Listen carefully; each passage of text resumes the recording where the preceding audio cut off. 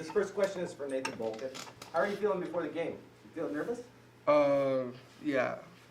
First games are always nerve-wracking because I haven't played the game for a while, and we're playing against other people. It's not like practice when we go against everyone every day.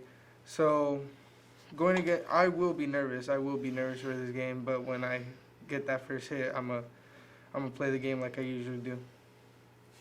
Okay, this is for you again, Nate. What's the biggest challenge going to be in this game, do you think? I think the biggest challenge for this game will be knowing what they'll do, because if we go in there hitting people and do what we have to do, we're going to win that game no matter what. All right, Brent, next question. What's your level of excitement for this Friday? My level of excitement for this Friday is measurable. It's been a long time coming. It's been a long time since we put on pads and actually went out there and competed. And I'm sure the entire team feels the same way. We're all very excited and can't wait to get started.